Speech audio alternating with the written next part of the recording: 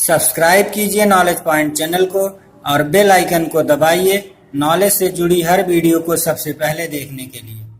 नमस्कार दोस्तों, मैं आपका फ्रेंड संजय दुबे आपका बहुत बहुत स्वागत करता हूं आपके नॉलेज पॉइंट चैनल में।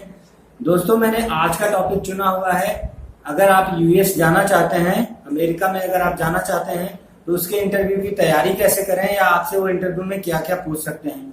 ये जो मैंने इंटरव्यू का जो कोटेशन तैयार किया हुआ है ये टूरिस्ट वीजा के लिए है। मैं भी इसी रेस में शामिल हूँ, मैं भी कोशिश कर रहा हूँ। एक दो बार मैं इंटरव्यू में गया भी था, हालांकि किसी कारणवश से जिस डेट में मेरा इंटरव्यू का डेट डन हुआ था होना उस टाइम पे मुझे दुबई में जाना पड़ गया था, तो मेरा दोनों बार इंटरव्यू नहीं हो पाया। और दोस्तों, अगर आप अमेरिका के बारे में जाने का सोच रहे हैं, इंटरव्यू के बारे में सोच रहे हैं, तो वो थोड़ा कॉस्टली है, क्योंकि अमेरिका का इंटरव्यू जब भी आप फेस करते हैं तो आप 10,000 के ऊपर तो फीस पे करते हैं उनको, और फिर एजेंट को देना पड़ता है जो हमारे फॉर्म को फिल करते हैं, हमारे लिए जो टाइम टेबल करते हैं वहाँ पे। तो इसलिए आप लोगों को ये सोच के फैसला लेना चाहिए कि जब आपकी प्रिपरेशन थोड़ी अच्छी हो और बजट भी आपका अच्छा हो तो उस समय आप जो है इंटरव्यू के लिए अप्लाई करें, क्योंकि बार बार आप अप्लाई करेंगे आपका पैसा नुकसान होगा, उससे किसी का कोई फायदा नहीं होने वाला है। तो दोस्तों, मैं आज आपको यूएस जाने के बारे में 2-3 तरीके बता रहा हूँ। सबसे पहले आपको किन किन बातों पे ध्यान देना चाहिए। सबसे पहले आपका अगर किसी भी European country, USA, Britain, UK और ऑस्ट्रेलिया, न्यूजीलैंड, अगर ऐसी किसी कंट्री में जाते हैं तो आपका आईटीआर होना जरूरी है। ITR means return file. जो आप सैलरी बेस पे काम करते हो या आपका बिजनेस है तो उसका आपके पास रिकॉर्ड होना चाहिए, आप गवर्नमेंट को टैक्स पे करते हैं कि नहीं, उसका जो फाइल होती है उसे आईटीआर फाइल बोलते हैं। तो उसे वो रिटर्न फाइल आपके पास होना बहुत जरूरी है। सेकेंड ऑप्शन आपका आता है फ्रेंड कि आपके अकाउंट में जितना ज्यादा से ज्यादा हो सके, 5 लाख से लेकर के, उसकी लिमिट नहीं है कि आपके सेविंग अकाउंट में कितना पैसा है। वो डिपॉजिट भी हो सकता है, वो जमीन जायदाद भी आपका हो सकता है, और आपके पास इन्वेस्टमेंट, एलआईसी, गाड़ी और मकान, ये सब होना चाहिए, जिससे उनको ये हो जाता है कि जो है आप वहाँ यूएसए में या कनाडा में या ऑस्ट्रेलिया में किसी भी कंट्री में जाते हैं, हालांकि यूएसए बहुत टफ है तो मैं केवल यूएसए का टॉपिक आज चुना हूँ। तो उनको ये बिलीव होना चाहिए कि आप वहां जा रहे हो, आपके पास इतनी प्रॉपर्टी है तो आप वहां कोई छोटा मोटा काम नहीं करोगे, आप जरूर आओगे। तीसरी बात है, यूएस के लिए अगर आप फैमिली पैकेज में जाते हैं, मीन्स जैसे आप वाइफ के साथ जाते हैं, बच्चे के साथ जाते हैं, माँ बाप के साथ जाते हैं, तो भी आपका वीजा लगने की संभावना प्रबल होती है। वजह ये होता है कि भाई इतने फैमिली मेंबर जा रहे हैं तो रिटर्न आएंगे।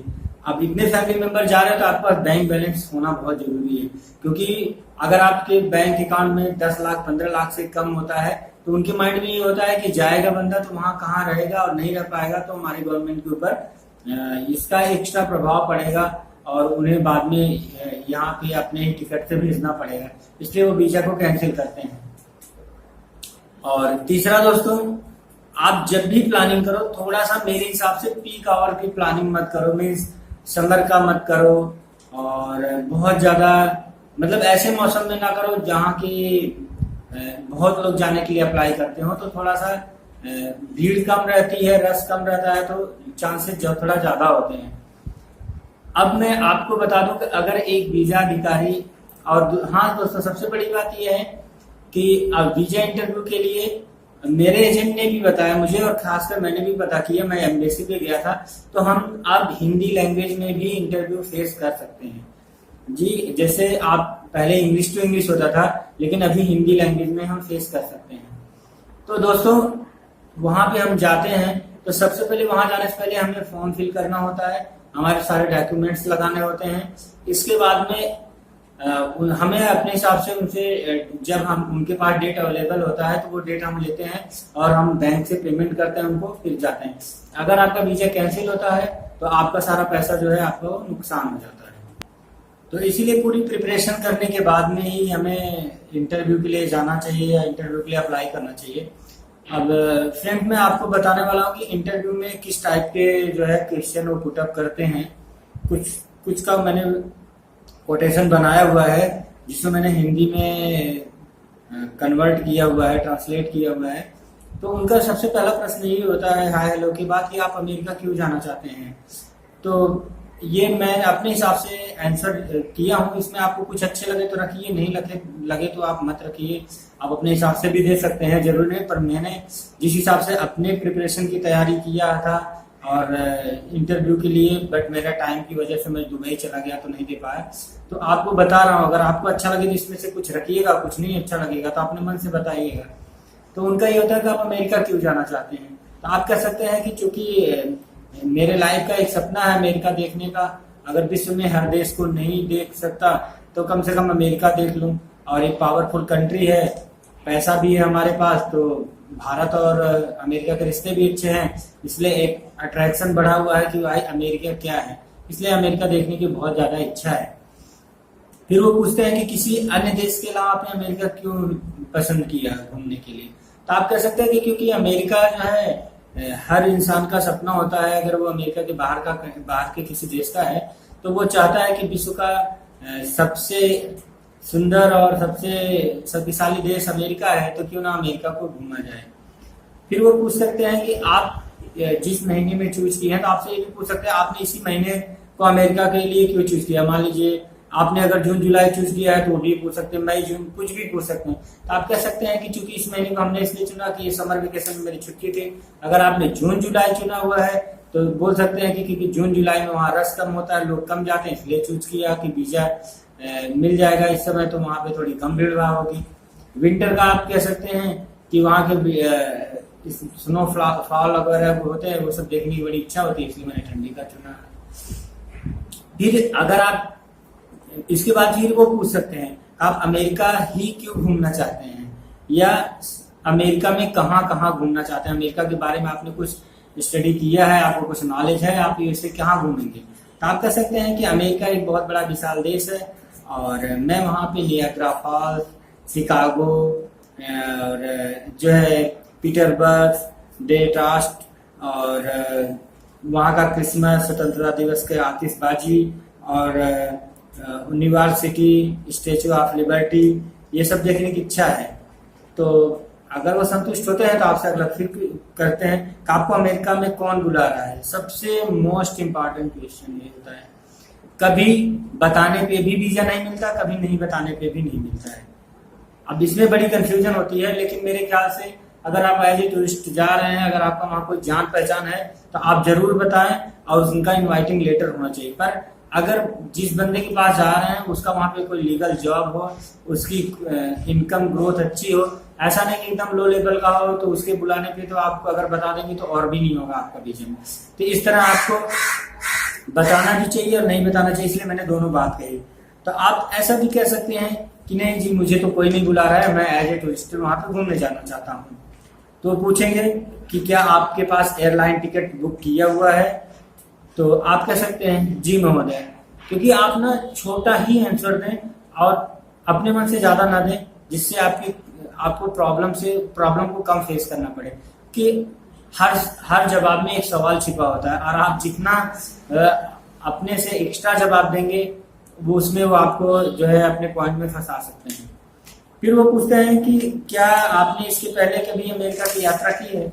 अगर आपने की है तो हाँ, और नहीं की है तो ना।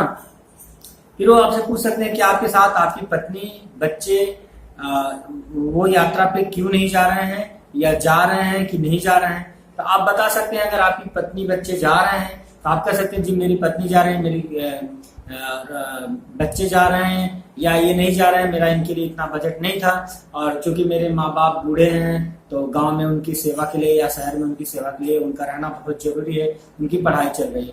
अगर आप ले जा रहे हैं तो आप बता सकते हैं जी मैं ले जा रहा हूँ, कि आप पासपोर्ट वीजा अवेलेबल करा दिए। उनके लिए इंटरव्यू फेस करना कोई जरूरी नहीं होता है। अगर आपका फेस हो जाता है, इंटरव्यू फेस हो जाता है, तो उन्हीं के साथ उनको भी आपके साथ ही घूमने का मौका मिल जाता है। तो बोलते हैं क्या आपने जो अमेरिका जा रहे हो तो आपने चिकित्सा बीमा लिया है, मेडिकल इंश्योरेंस लिया है। तो आपको ये इंश्योरेंस लेना चाहिए। और मैं एडवाइस करूंगा कि 101% अगर वो इस चीज को पूछते हैं तो आप इसे हाँ में जवाब दें और आपको लेना चाहिए। भारत में आप क्या काम करते हैं? अगर आप इंडिया से हैं तो पूछेंगे आप इंडिया में क्या काम करते हैं, नेपाल से हैं तो नेपाल में क्या काम करते हैं। तो आप जिस कंट्री में जो जहां के लिए अप्लाई करा आप बता सकते हैं कि जी मैं यहाँ पे ये काम करता हूँ।